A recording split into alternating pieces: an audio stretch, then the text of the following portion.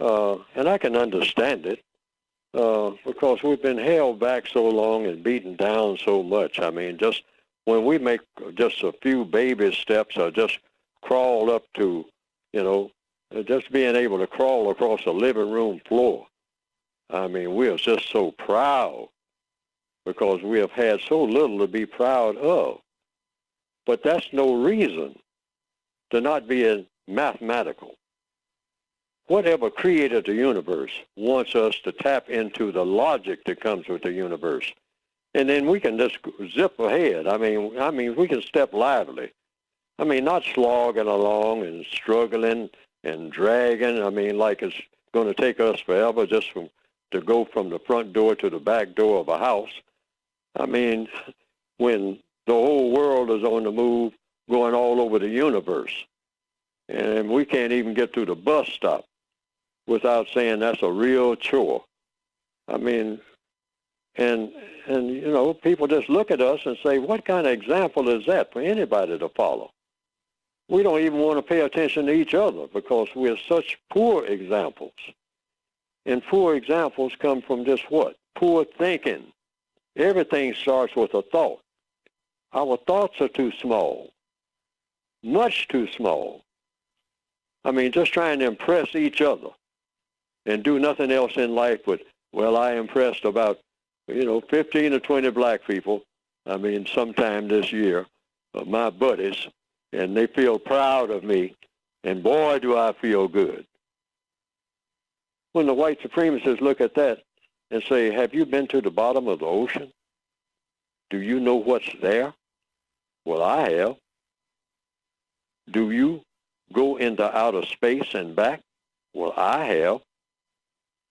Do you know where everything is under a place called the Congo?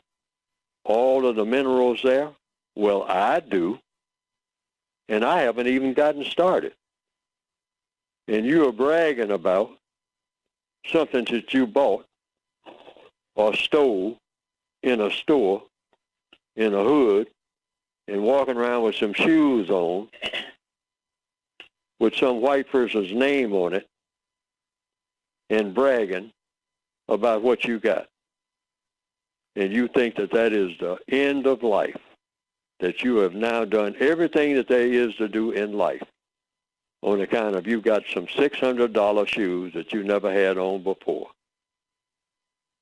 Now, that is the literal definition in the minds of the white supremacists of the N-word.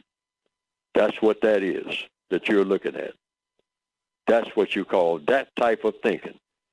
And every white person looking at his offspring, his white child, will say it. And that is what you don't ever want to be, is one of those creatures that walk around thinking like that.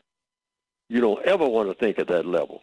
And they're telling their offspring that when they're about 6 years old. So when they get to be about 30, they are taking the place of their elders and running the entire universe like they have continued to do like forever. But I'm not talking about all white people.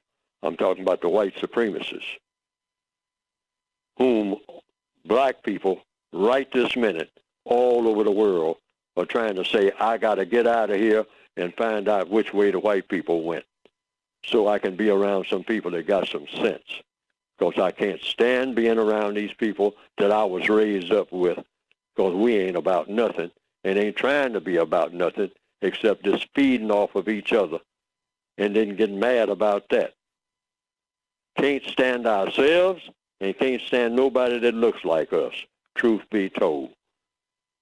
So which way did the white folks go? If I'm in Congo, which way did the white folks go? If I'm in Southside Chicago, which way did the white folks go? If I'm in Compton, which way did the white folks go? Well, why are you asking that? Because I can't stand this insanity here, that's why. Well, it's insane over there, yeah, but it's still better than here because there ain't no other place to go that makes sense. I ain't going where no more black people are because I know that they're not going to make sense in nothing that they do. You don't see black people clamoring to go nowhere on this planet where there are other black people, except where those black people, those other black people, are in contact with some white people who know how to get things done in an orchestrated, codified manner. Because that's the only places where anything is happening, truth be told. But it's the white supremacists' fault, because they set it up like that.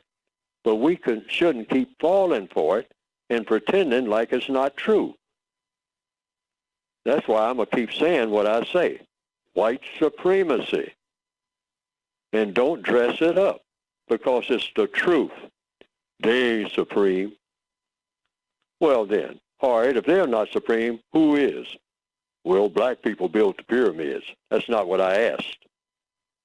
I asked, who is supreme over you right now? There ain't nobody supreme over me with my God. Oh, okay. Well, what does your God tell you what to do? I go into the question mode now.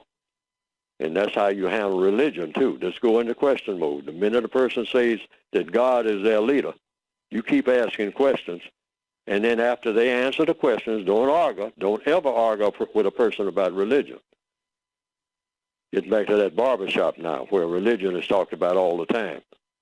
Don't ever argue about religion. Just ask questions about that person's religion.